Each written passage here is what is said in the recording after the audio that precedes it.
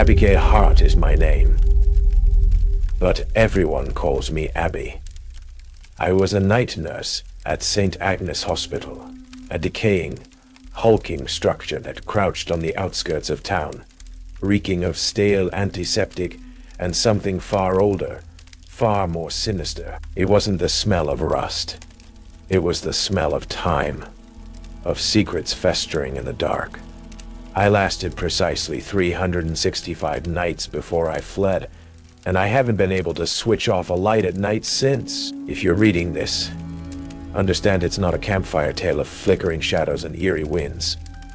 What I witnessed, what heard me, was no trick of a tired mind. It was real. It pulsed within the walls, breathed through the intercom like a possessive landlord, and it learned my name. St. Agnes was wrong.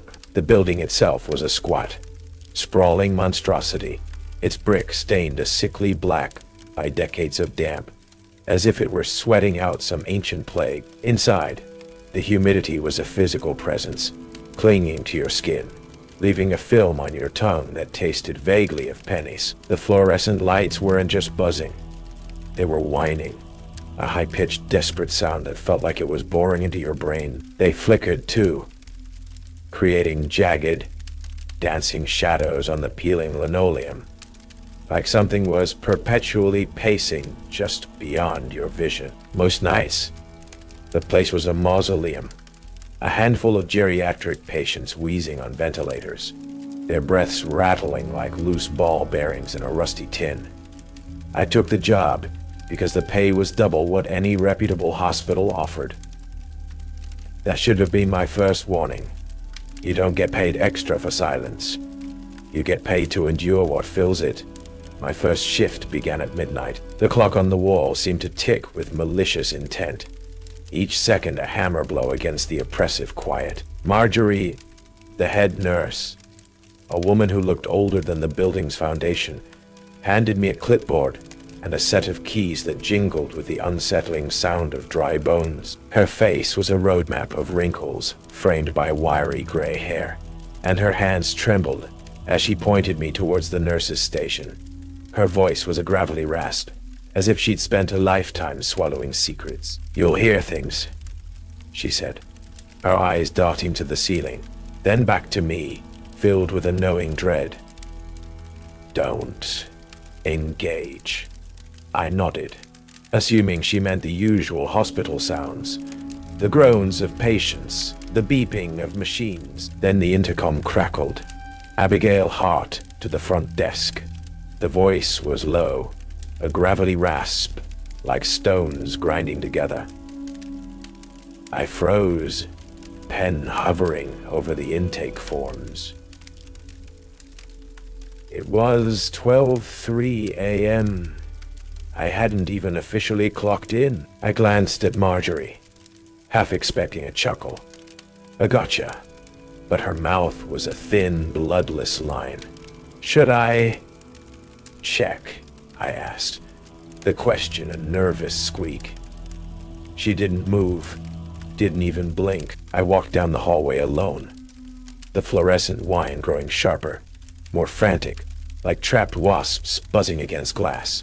The front desk was bathed in a sickly yellow light, utterly deserted. Just a pen, lying on the counter, rolling slowly, stopping dead as I approached, as if someone had just nudged it and stepped away. My stomach clenched, but I dismissed it. "New job jitters, right?" Marjorie grabbed my arm then, her grip surprisingly strong, her fingers cold and bony. "Listen to me, girl," she hissed, her breath a mixture of stale coffee and something metallic, something old. "There are rules. 3, break them and you won't leave." I tried to pull away, but her nails dug in, leaving crescent-shaped marks I discovered later, angry and raw. She leaned closer, her eyes wide and reflecting the flickering lights with an unsettling gleam. 1. If the intercom calls your name and there's no one at the desk, don't answer. It's listening. 2. It'll sometimes call a code for a room that doesn't exist. Ignore it. It's a test. 3. If it whispers instead of speaks, you get out.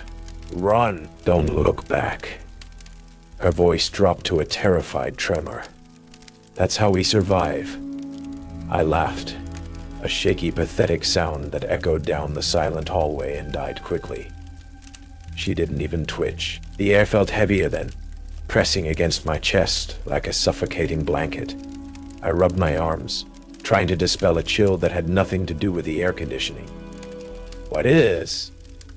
I asked. Marjorie turned away, muttering about needing to check patient charts. But I caught the last chilling phrase. "You'll know when it wants you." That night I sat at the station, clipboard untouched, listening to the unsettling hum of the ventilation system. Then it happened again. "Abigail Hart," the intercom croaked. The syllables stretched, distorted, like a recording played at the wrong speed. I gripped the edge of the desk, my knuckles white. The desk was empty. I checked just minutes ago. But now I heard it. A faint tap, tap, tap like fingernails on glass, coming from the hallway behind me. I didn't turn. My throat burned with the urge to call out, to ask who was there. But Marjorie's words held me captive. The tapping stopped, and a low, wet chuckle gurgled through the speaker, like someone gargling with mud and phlegm. I should have quit then, grabbed my bag and bolted into the night, where the air didn't taste like iron and despair. But I needed the money, and a foolish part of me believed I could handle it, that it was just faulty wiring old pipes, a glitch in the system. I was tragically wrong.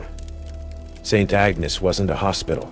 It was a trap, and I'd already sprung it. Before that year was over, I'd learned what lurked in those walls, what whispered through the wires, and why Marjorie's hands shook every time the lights dimmed, even slightly. If you've ever worked a night shift and felt unseen eyes on your back, you might understand. But if you've heard your name hissed from a speaker in an empty room, you'll know exactly what I mean. Marjorie's first rule was a splinter under my fingernail. If the intercom calls your name and no one's at the front desk, don't respond. She hadn't elaborated that first night, just stared at me with those watery eyes, her breath a rattling, broken machine. I'd initially dismissed it as hazing, a cruel joke to spook the new recruit. But by my third shift, I understood. The intercom wasn't a machine. It was a mouth, and something else was speaking through it. Something hungry. That night, the nurse's station was my lonely island, the clock's hands dragging past 2 a.m. The air had a sharp, almost metallic tang, antiseptic layered over something deeply unpleasant, like milk curdling in the carton. The lights buzzed with their usual malevolent energy, drilling into my temples. I just finished checking on Mr. Hargrove in room 4A. His ventilator hissed with a steady, mechanical rhythm, a morbid lullaby, when the intercom crackled. "Abigail Hart," it said, the voice low and wet, like gravel gargling in a drain. My pen slipped, clattering on the desk. I sat there, heart hammering against my ribs, waiting for the inevitable repeat. It didn't come. Silence pressed in, thick and suffocating, until I couldn't bear it any longer. My flashlight beam, shaky in my grip, was my only companion as I crept down the hallway towards the front desk.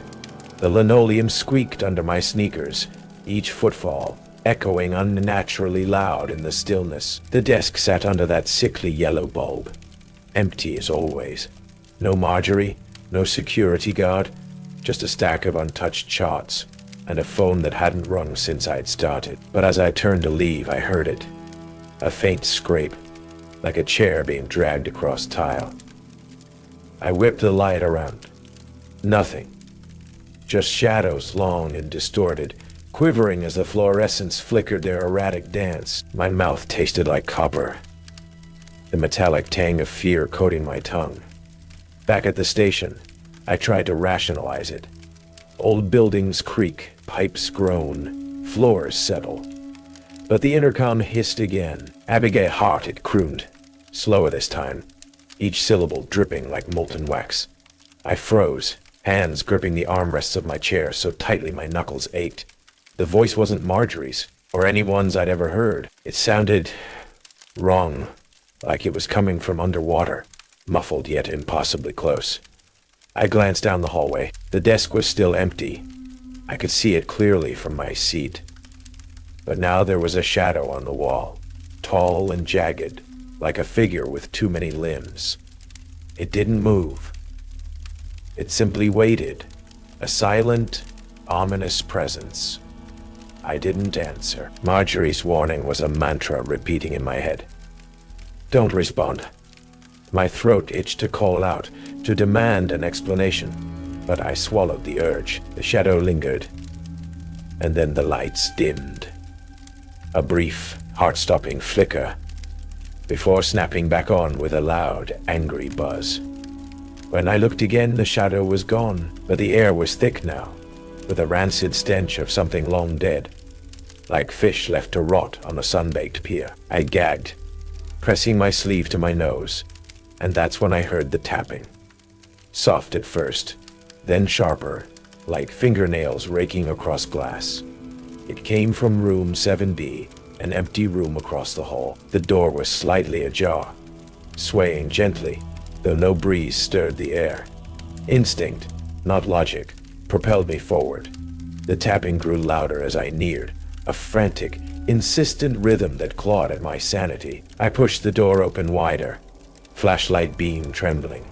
The room was bare, a stripped bed, blank walls, but the window was fogged, covered in condensation, and there, etched into the mist, were words. "Why didn't you answer?" My breath hitched, a cold fist squeezing the air from my lungs. The tapping stopped, replaced by a low hum, like a throat clearing itself. It wasn't coming from the room. It was coming from above me, the intercom speaker. I stumbled back, the light beam jerking wildly across the ceiling. The hum morphed into a chuckle, wet and guttural, spilling from the speaker like sewage. "Abigail." It rasped, and I swear I felt it. A hot, fetid breath on the back of my neck. Though I was utterly alone. I ran, sneakers slapping the floor, the stench chasing me back to the relative safety of the station. When I reached it, the intercom was silent, but a single chart lay on the desk, one I hadn't touched. It was blank except for my name, scrawled in thick red ink that glistened as if it were still wet. Marjorie found me later, huddled under the desk, flashlight clutched to my chest. "You didn't answer, did you?" she asked, her voice a harsh whisper, barely audible above the hum of the lights. I shook my head, teeth chattering. She nodded, but her eyes flicked to the ceiling, to the speaker hanging like a malevolent black eye. "Good. It craves attention.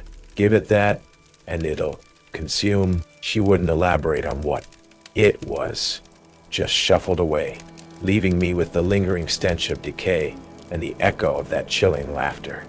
The following night was a descent into madness. I was checking fort drips when the intercom blared. "Abigail Hart. Abigail Hart. Abigail Hart. Abigail Hart," repeating my name like a broken record. A chant that rattled the very walls. The voice split, layering into a cacophony, some deep, some shrill, all wrong. I clamped my hands over my ears, but it burrowed inside, a worm wriggling through my skull. Then came the laughter, high-pitched and childlike, cutting through the din like a rusty scalpel. I peeked out the window. The parking lot was deserted. No children, no cars. But the glass vibrated under my fingertips, and I saw it. A small handprint, smudged in black, pressed against the pane from the outside. Even though we were 3 stories up, I didn't respond. I couldn't. My voice was trapped in my chest, drowned out by the pounding of my own blood. The intercom fell silent, but the handprint remained, a dark, accusing stain glaring at me throughout the night. Marjorie's rule had saved me, I believed, but it hadn't stopped whatever lurked outside, or inside, from knowing I was listening, and it hadn't stopped it from wanting more. Marjorie's second rule was a riddle wrapped in a nightmare. If the intercom announces a code for a room that doesn't exist, Ignore it. She'd scribbled it on a napkin during a break, her handwriting jagged and frantic, as if she were battling the pen itself. St. Agnes stops at 12 EB, she'd rasped, her voice like dry leaves skittering across pavement. Anything beyond that is a fabrication. It made no sense at the time. Hospitals don't just invent rooms, do they? But a week into the job, I learned that whatever spoke through the intercom cared nothing for blueprints or reality. It created its own geography, and it demanded I follow its twisted map. It was a quiet shift, the kind where the silence itself seemed to buzz with an unsettling energy. I was nursing a cup of burnt coffee that tasted like ashes, the steam curling up in the dim, jaundiced glow of the nurse's station. The air hung heavy, thick with the usual tang of antiseptic and rust. But tonight there was something else. A faint, earthy odor, like a freshly dug grave. I rubbed my eyes, attributing it to fatigue, when the intercom snapped on with a sharp hiss. Code Blue, room 13B. It barked, the voice mechanical and abrupt, a stark contrast to the wet, guttural growl I'd grown to dread. My mug slipped from my grasp, coffee splashing across the desk like a macabre Rorschach test. My pulse spiked. Code Blue meant cardiac arrest, a life hanging by a thread. But 13B. I grabbed the floor plan, my fingers trembling as I traced the layout. Marjorie was right.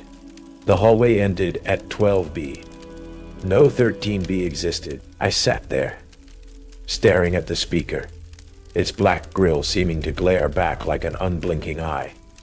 The call didn't repeat, but a faint, keening wail began, high and mournful, like a siren heard underwater. It had emanated from the end of the hall, where the lights faded into a pool of impenetrable darkness.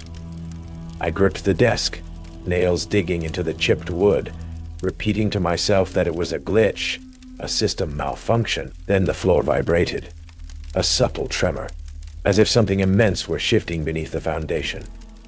I didn't move. Marjorie's rule echoed in my mind, ignore it, but the wail grew louder, twisting into a gurgle, wet and desperate, clawing at my ears until I wanted to scream just to silence it. I couldn't remain still. I grabbed my flashlight and edged down the hallway, the beam slicing through the oppressive darkness. The air grew noticeably colder with each step, my breath fogging in front of me, despite the thermostat being cranked up high. Room 12A's door loomed ahead, shut tight, its small window a square of frosted glass. The wail ceased as I approached, replaced by a slow, rhythmic drip, drip, drip, like a leaky faucet in the distance. I pressed my ear to the door, my heart hammering against my ribs. Nothing. Just the persistent buzz of the lights and that unnerving drip, echoing far too loudly in the stillness. Then, something scratched. Faint, deliberate, like a fingernail carving into wood. From the other side, I recoiled, the flashlight slipping in my sweaty hand. The glass was fogged now, streaked with condensation, though it had been clear just moments before. I raised the light, and there it was. A handprint, smeared in black, fingers splayed wide, as if clawing its way up. My stomach lurched. Room 12AB was empty. Had been since the last patient, a frail woman named Mrs. Alara, had passed away a month prior. I stumbled away, the dripping sound transforming into a splash, like water overflowing a sink. The handprint didn't fade. It remained, glistening, watching me retreat.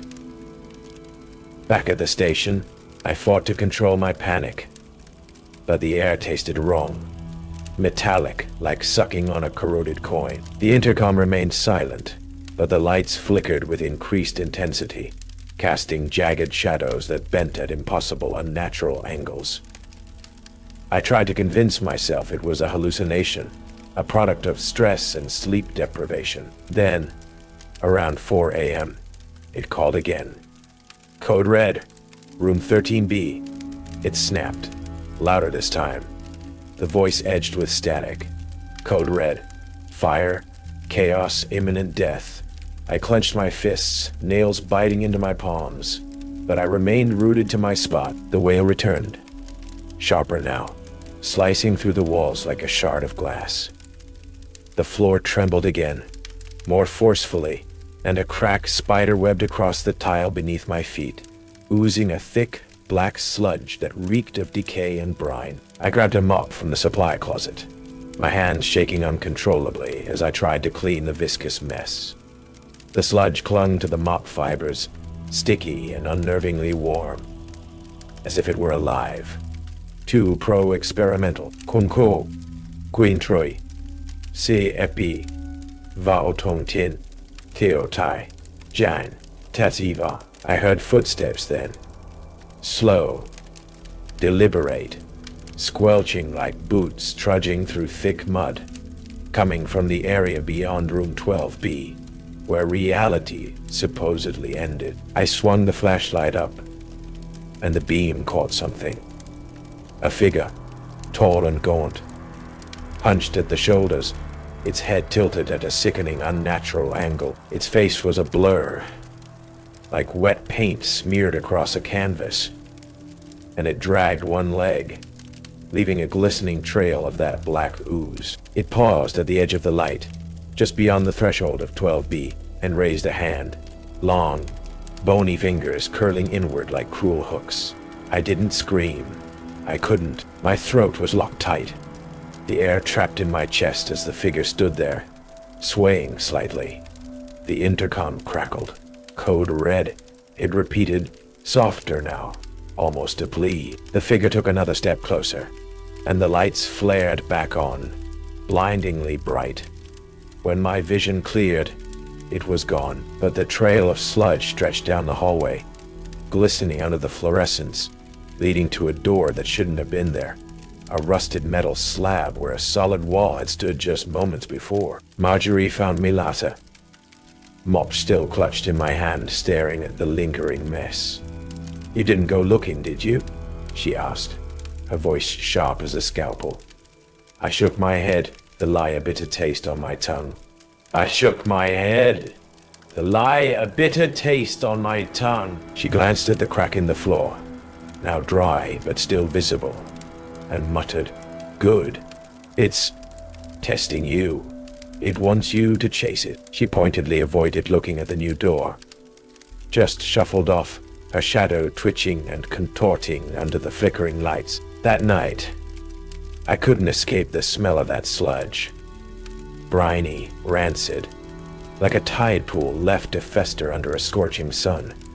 The wail lingered in my ears, a phantom sound that followed me home. I kept seeing that figure in my mind's eye, its blurred face and grotesquely crooked fingers, waiting just beyond the reach of the light. Rule 2 had saved me, I was certain, but it hadn't stopped whatever resided in room 13B from leaving its mark, or from knowing I'd acknowledged its existence. Marjorie's third rule was the one that shattered me. If the intercom whispers instead of speaks, evacuate the building immediately. She drilled it into me after the incident with the phantom room, her voice trembling like a dry leaf caught in a hurricane.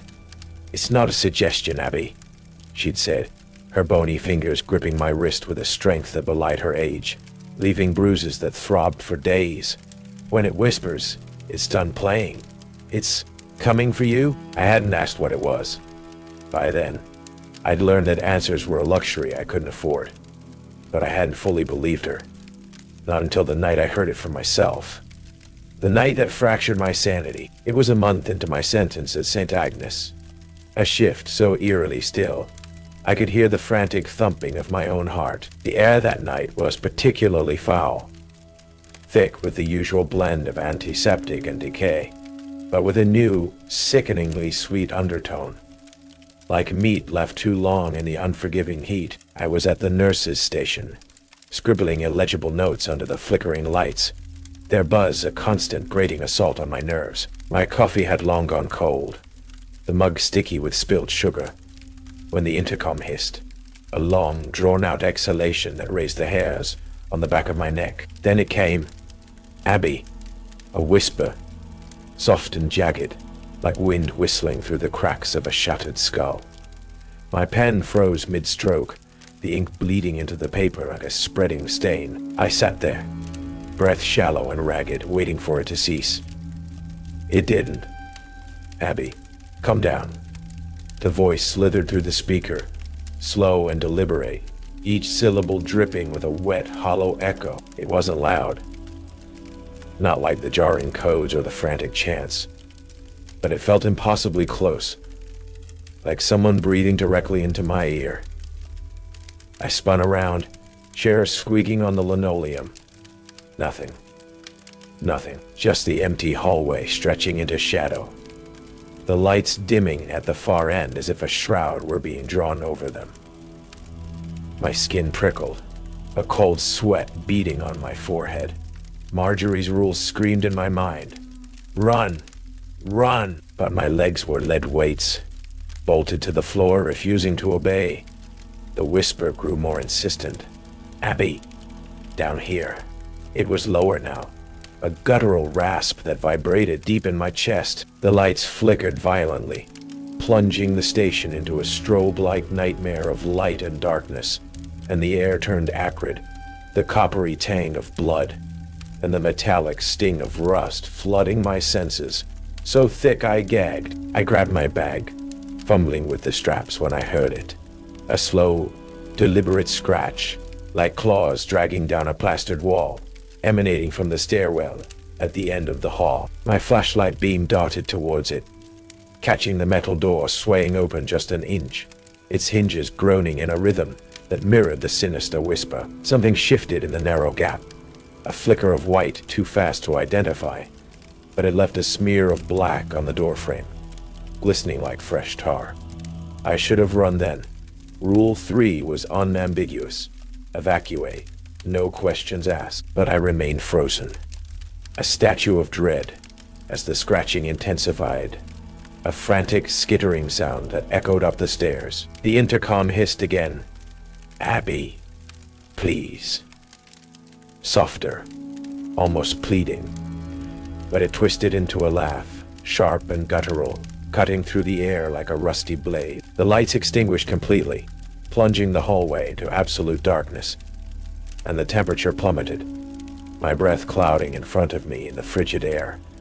I clicked on my flashlight, its beam trembling as it swept the inky blackness. The stairwell door was wide open now, and the scratching had ceased, replaced by a low, rhythmic hum, a vibration I felt in my very bones. I took a hesitant step back, my bag slipping from my shoulder, when the floor creaked behind me. Not the usual groan of aged wood. This was a wet, squelching sound, like something heavy stepping through viscous mud. I whirled around, flashlight beam flashing across the station, and caught it. A shadow, hunched and dripping, standing where my chair had been moments before. Its head was tilted, neck bent at an impossible angle, and its arms hung unnaturally long, fingers brushing the floor with a soft, rhythmic tap, tap, tap.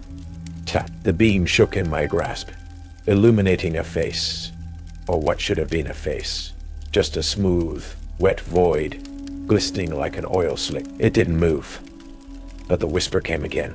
"Abby." Not from the intercom this time, but from that thing, its voice bubbling up as if it were submerged in fluid. I fled. My sneakers slapped against the linoleum, the sound swallowed by a rising drone emanating from the walls. A chorus of whispers now, overlapping, chanting my name with increasing urgency. The emergency exit was 50 feet away, its red glow a beacon of hope in the suffocating darkness. I didn't dare look back, but I felt it, something cold brushing against my ankle, like damp fingers grazing my skin. The air grew thick, clogging my lungs with the overwhelming stench of blood and decay, and the whispers escalated into a scream, sharp and inhuman, rattling the windows as I shoved the exit door open. I stumbled into the parking lot, gulping down the frigid night air. The scream abruptly cut off as the door slammed shut behind me. Marjorie was waiting by my car, her threadbare coat flapping in the biting wind. She didn't ask what had happened, just stared at me, her eyes sunken and dark, reflecting the faint glow of the distant streetlights. "You didn't run fast enough," she said, her voice barely a whisper itself. I opened my mouth to protest, to explain, but she pointed at my leg. My scrub pants were torn, and 3 thin scratches ran up my calf, shallow but angry red, weeping a thin trickle of blood that smelled faintly, disturbingly, of rust. "It mark you," she muttered, turning away. "Next time, it won't let go." I drove home in a daze, the whispers still echoing in my ears, a phantom chorus that refused to fade. The scratches burned all night, and when I showered, the water stung like acid.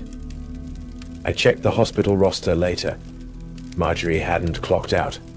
She wasn't present for the following shift either. But that night, as I lay in bed, I heard it again. A soft, distant rasp emanating from my apartment wall. "Abby, I didn't sleep. I couldn't. Rule 3 had saved my life. I knew, but it hadn't stopped whatever lurked within St. Agnes from following me home." "Remind me, you start one of my cured him to probably down, attempt. It's here." 3 months. That's how long I'd endured at St. Agnes. The rules my fragile shield against the encroaching darkness. They'd kept me alive, barely, but they couldn't protect me from the crushing weight of it all. The whispers, the shadows, the pervasive stench that clung to my clothes long after I'd clocked out. I'd stopped questioning Marjorie. She'd simply stare through me, her hands trembling as she adjusted IV drips, her lips moving in silent, unintelligible prayers. But that night, everything changed. The intercom didn't just break the rules, it obliterated them, and I could no longer ignore the creeping dread. Not when Marjorie vanished, leaving me alone with whatever was awakening within the walls of St. Agnes. It began like any other shift, the clock ticking past midnight with agonizing slowness, its hands sluggish under the flickering fluorescent lights. The air was heavy and sour, saturated with the familiar blend of antiseptic and decay. But tonight it carried a new, sharper edge, something akin to ozone after a violent thunderstorm. I was at the nurse's station sorting through patient charts when the intercom crackled. "Abigail Hart," it growled, the voice wet and guttural, the same voice that had haunted my first night. I gripped my pen, waiting, but it didn't stop. Well, it didn't stop. "Code Black, room 13B. It snapped, sharp and urgent. My stomach plummeted. Code Black signified a mass casualty, unimaginable chaos, but 13B wasn't real. Then it whispered, "Abby, help us." Soft pleading, a chorus of voices layered over one another, grating against my ears like fingernails on a chalkboard. All 3 rules shattered in a matter of seconds. I sat frozen, the pen digging into my palm, drawing a thin bead of blood. The lights dimmed, a slow, gradual fade that left the hallway in a sickly gray haze, and a low rumble shook the floor. Vibrating up through my legs, I should have run. Rule 3 was absolute. But the whispers transformed into sobs, faint and broken, like patients dying alone and afraid. I couldn't move. Then I saw it. A note on the desk, scrawled in Marjorie's frantic handwriting, the ink smudged with something dark. Blood, I suspected. "Don't trust it tonight. It raid. Find me. Eta." My chest constricted. Marjorie hadn't clocked out. She'd been in room 8A just 10 minutes earlier, checking on Mrs. Delaney's I-4. Where was she now? The sobs grew louder, echoing from the stairwell, wet and ragged, like lungs filling with fluid. I grabbed my flashlight. Its beam jittery as I stepped into the hallway. The air was colder here, my breath fogging in short, sharp puffs, and the ozone smell intensified, burning my nostrils. The lights flickered violently, strobing the shadows into grotesque, twisted shapes, elongated arms, contorted spines, that vanished whenever I blinked. Then I heard it, a soft, lilting melody, like a woman humming a mournful lullaby, drifting from the end of the hall. It wasn't Marjorie's voice. It was too smooth, too hollow, and it sent a shiver of ice down my spine. I crept forward, my sneakers squeaking on the linoleum, each step feeling heavier than the last.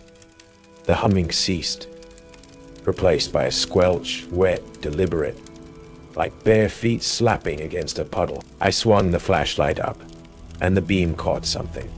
A figure in a white coat, standing at the far end of the hall, facing away. Its hair hung in damp, matted clumps, dripping black water that pooled on the floor, spreading towards me like a living stain. My throat closed, the air tasting like iron and salt. The figure didn't move, but the pool of black liquid grew, inching closer, rippling as if it possessed a life of its own. I took a step back, and it turned, just its head, a slow, deliberate twist that produced a sickening crack like breaking bone. Its face was blank, a smooth, featureless expanse of skin. No eyes, no mouth, just a glistening, reflective void. The intercom hissed again. "Abby, she's waiting."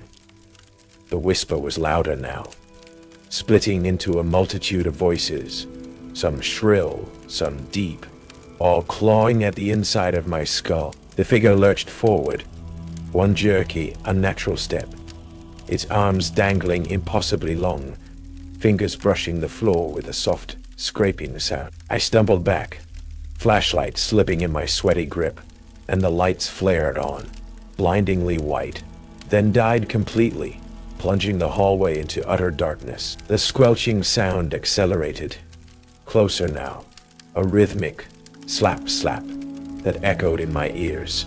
I ran, blind, towards the stairwell, the only route down to the lower levels, where Marjorie might be. The door was slightly ajar, its hinges groaning in protest as I shoved it open.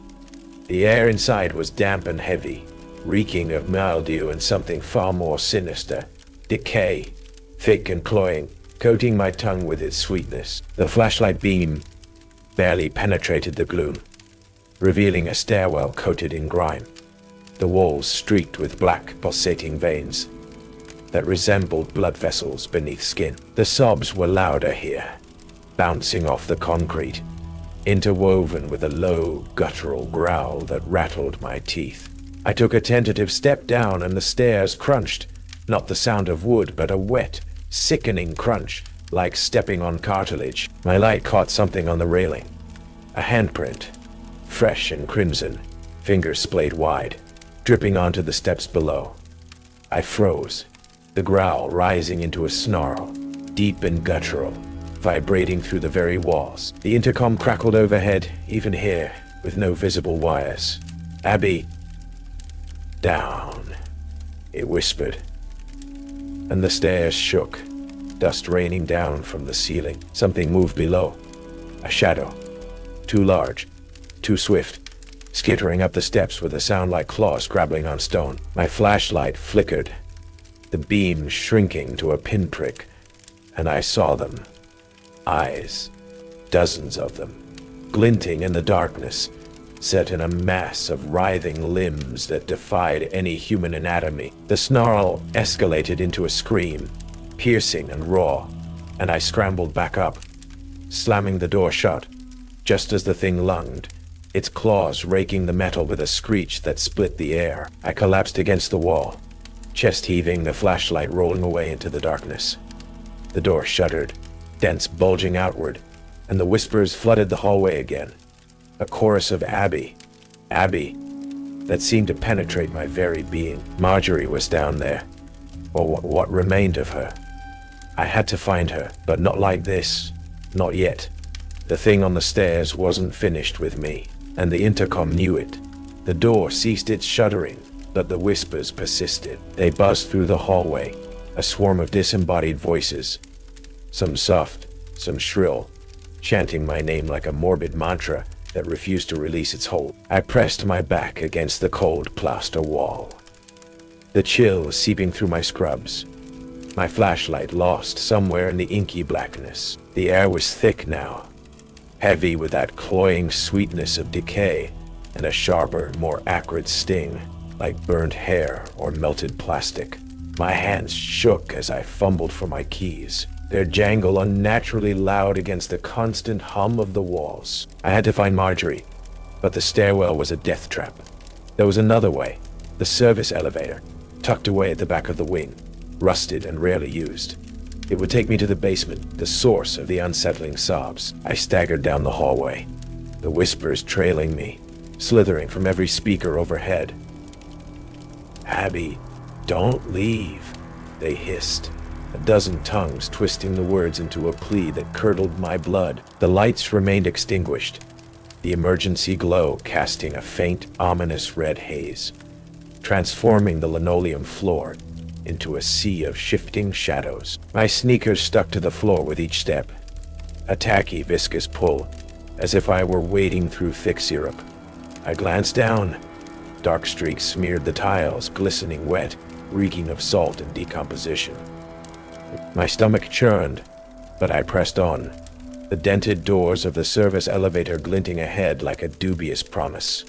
The whispers morphed into a giggle, high-pitched and childlike, sharp as shards of glass, cutting through the constant hum. I froze, my breath catching in my throat, and swung my head around.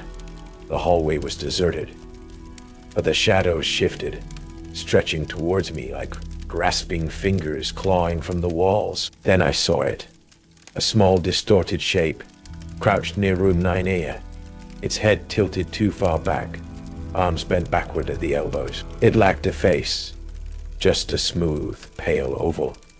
But it giggled again, the sound bubbling up from its chest, like a clogged drain. My knees threatened to buckle, but I forced myself forward, the elevator tantalizingly close, its scent of oil and rust a strange comfort.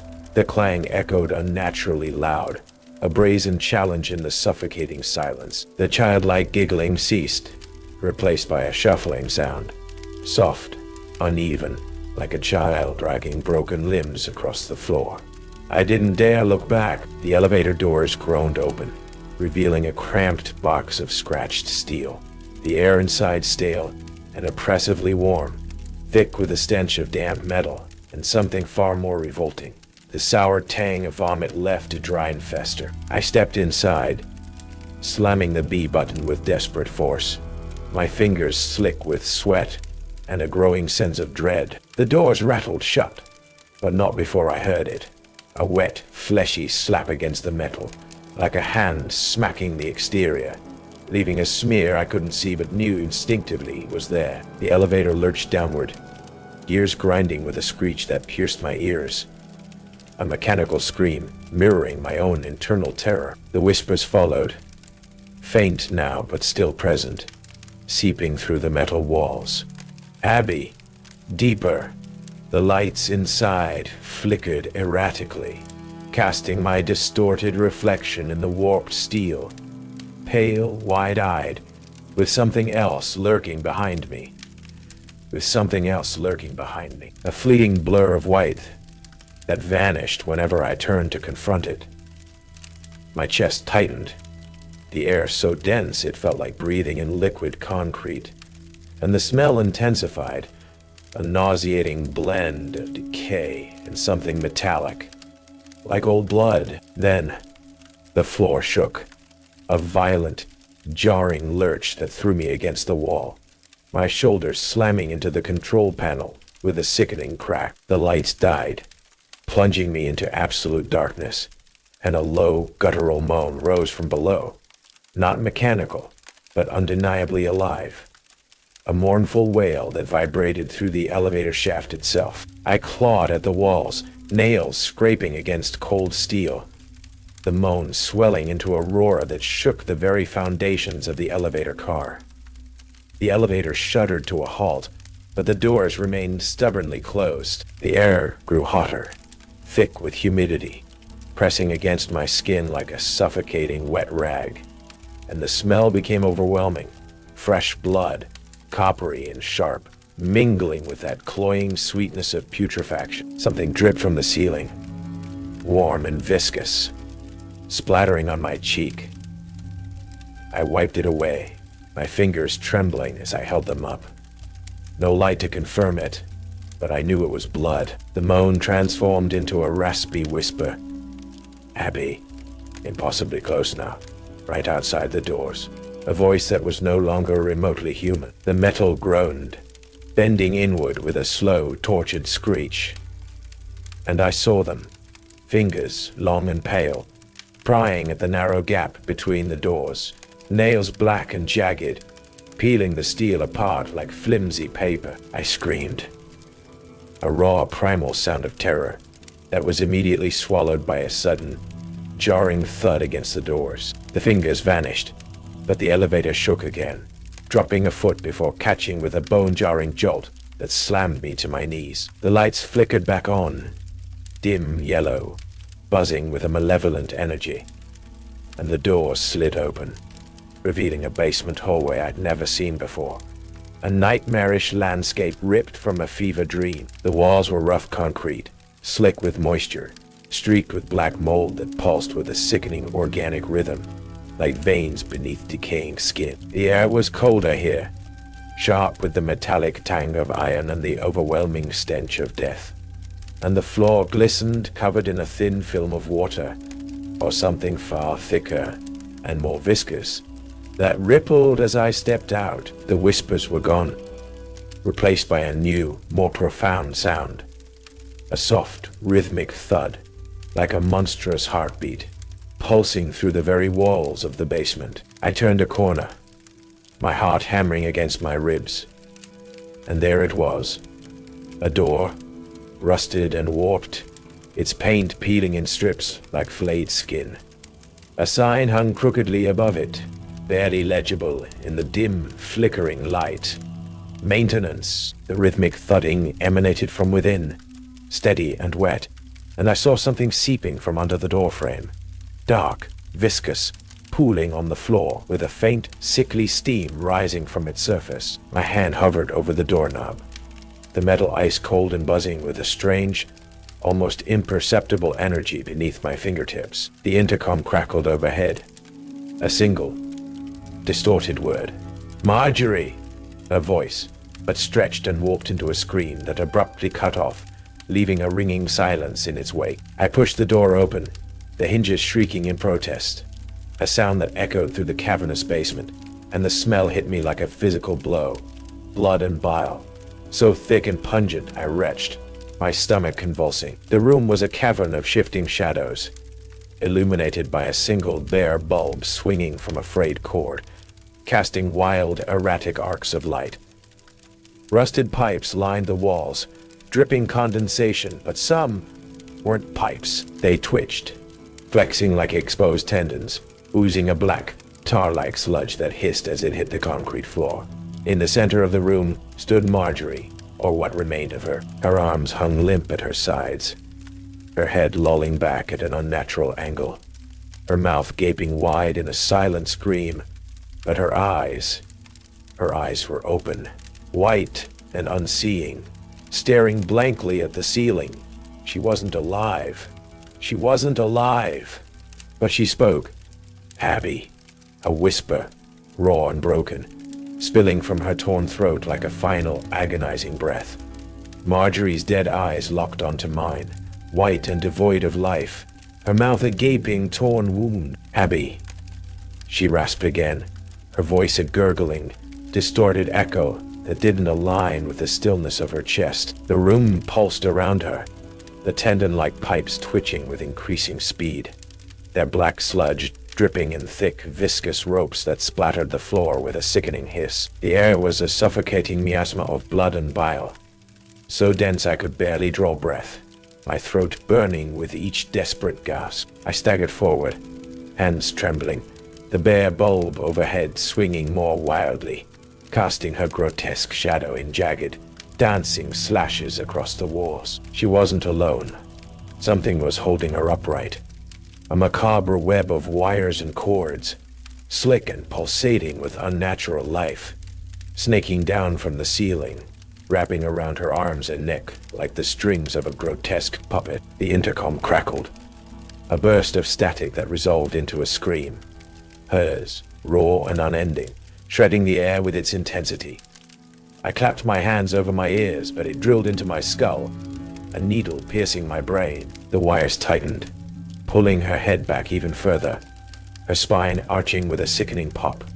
Her lips moved, mouthing my name, but the voice came from everywhere, the pipes, the walls, the sludge pooling at my feet. Abby. Stay. It whispered, a chorus of a dozen voices, all speaking as one, low and filled with a terrifying hunger. My flashlight beam, now weak and flickering, darted across the room, catching glints of metal embedded deep within the concrete walls. Old speakers, rusted and warped, their grills pulsing like diseased lungs, exhaling that rancid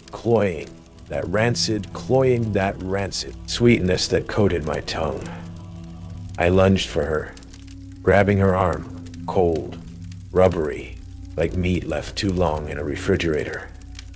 The wires snapped taut, yanking her back, and I felt it, a jolt, electric and alive, surging through my fingers. The room roared, a deep, guttural bellow that shook the floor beneath my feet, and the black sludge surged upward, wrapping around my ankles in a warm, sticky embrace. I yanked free, my shoes slipping in the viscous mess, and saw them, shapes in the walls, human outlines pressed against the concrete, their hands clawing silently, mouths open in frozen, silent screams. The bulb flickered, and their shadows stretched, reaching for me with fingers that bent too far, snapping like brittle twigs.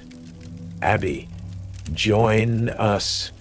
The whisper was a command now, booming from the speakers, the pipes from Marjorie's gaping mouth.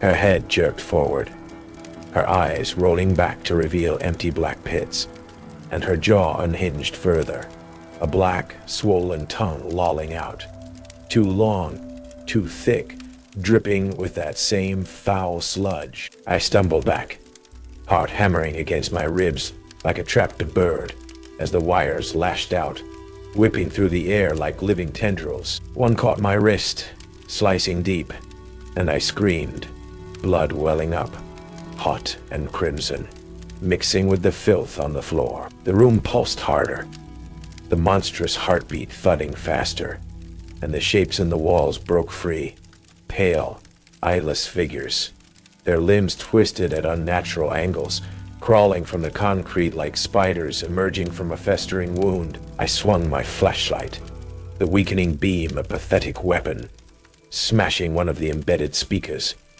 It shattered with a wet, sickening crunch, spewing black ooze that burned where it splattered my skin. The scream faltered, and Marjorie's body slumped, the wires loosening their grip for a fleeting second. I grabbed a rusted pipe from the floor, my hands slick with sweat and blood, and hacked at the cords around her neck. They snapped, spraying me with a hot, bitter fluid that stung my eyes, and she fell, a lifeless heap, her head cracking against the concrete with a dull, sickening thud. But the room didn't stop. It roared louder, the walls splitting open, revealing a mass of writhing flesh and wire, a pulsating living core that glowed with a sickly, greenish light. The eyeless figures closed in, their mouths gaping wide, whispering my name in a chorus that threatened to overwhelm my senses. I swung the pipe again, smashing another speaker, and the core shuddered, its unholy glow dimming slightly. The floor cracked beneath me, a jagged fissure opening wide, and I saw it, a pit, deep and impossibly black, filled with a writhing mass of limbs and faces, all twisting, reaching upward with broken, skeletal hands. The intercom blared, "Abby, you can't leave." A final, desperate howl, as the core pulsed one last time, sending a wave of black sludge crashing towards me. I dodged, diving for the doorway, my hands clawing at the frame as the room collapsed inward, the pit swallowing Marjorie's body with a wet, sucking sound. A final, horrifying gurgle. I ran, the hallway trembling around me, the concrete walls buckling and groaning like the flesh of a dying beast. The whispers chased me, fading into a hiss as I reached the service elevator. The doors slammed shut just as something heavy thudded against them. A sickening impact that dented the steel, claws screeching down the outside as the elevator lurched upward. I collapsed, gasping for air. The taste of blood and rot thick in my mouth. The scratches on my wrist burned, pulsing in time with my frantic heartbeat. And I knew whatever was down there wasn't finished with me. It had let me go, but not without a price. The elevator deposited me back into the main hallway, the lights flickering weakly, casting a jaundiced, sickly yellow glow. I stumbled through the emergency exit, the cold night air hitting me like a slap in the face. Clean, crisp, a stark contrast to the suffocating stench that clung to my scrubs. The parking lot was deserted, the hospital looming behind me, silent and menacing, its windows dark and hollow, staring down like empty eyes that would never blink. I drove home, hands shaking uncontrollably on the steering wheel, the road blurring through tears I didn't realize I was shedding. The rearview mirror remained empty, but I swore I saw it. A flicker of white, a shadow too tall and distorted to be human, trailing me in the darkness. I quit the next day. No 2 weeks' notice, no farewells. Just a terse phone call to my voice flat and emotionless as I fabricated a family emergency. I couldn't return. Not after Marjorie, not after that pit. I moved to a cramped, run-down apartment across town, a concrete box with peeling paint, far from the oppressive presence of St. Agnes. The scratches on my wrist healed slowly, leaving behind thin raised scars that itched incessantly under my sleeve. I told myself it was over, that I'd escaped. For a while I almost managed to believe it. The whispers ceased, the shadows remained still, and the air no longer tasted like death. But it was a lie. A year later, I sit here, typing this on a laptop that hums with an unsettling resonance. The screen's harsh glare, the only source of light in the room. I don't sleep much anymore. I can't. Not with the way the walls creak and groan at night. A soft, unsettling sound that feels far too alive. Last week it began again. Not the intercom. There are no speakers here. But a sound, faint at first, emanating from the electrical outlets. A hiss, a breath, a whisper. Abby. So soft I initially dismissed it as a hallucination. Then the lights flickered, just once, and I felt it. A cold, spectral brush against the back of my neck, like icy fingers tracing the contours of my spine. I checked the scars that night. They were no longer red. They were black, raised and rough, forming a distinct, unmistakable shape. The tiny, perfect outline of a speaker grill. I rarely leave the apartment now. The hum from the outlets is louder each night, a growing chorus building within the walls, and the scars burn when it calls. Last night, I woke to the sound of static, crisp, sharp, like a radio desperately searching for a signal, coming from the kitchen. I didn't look. I couldn't, but I heard it. Abby. We're still here. Marjorie's voice, distorted and twisted by static, layered over that wet, guttural rasp I'd come to dread. The lights dimmed, and the room filled with that familiar, suffocating stench. Blood, rust, decay, seeping from the outlets like a noxious fog. I grabbed a kitchen knife, my hands trembling uncontrollably, and slashed at the scars, cutting deep, attempting to excise the horror that had taken root within me. Blood flowed hot and crimson, but the black lines remained, pulsing beneath my skin, a permanent reminder of my ordeal. I'm writing this now because I don't know how much time I have left. The static is constant, a relentless drone that never ceases, and the lights flicker faster, strobing the shadows into grotesque, familiar shapes, elongated arms, bent necks, eyeless faces. The knife lies beside me, stained red, but it's useless. The scars are spreading, creeping up my arm like a parasitic vine, and they whisper when I touch them. Soft, insistent, calling me back. I thought I'd escaped St. Agnes, but I was wrong. It released me so it could follow. Tonight, the power surged, and the laptop screen glitched. My reflection showed something standing behind me. A blank, featureless face, dripping black, viscous fluid. I'm not turning around. I won't. But this is my final warning. If you hear your name whispered from a wall, a wire, a speaker, run. It's not finished with me, and it might not be finished with you.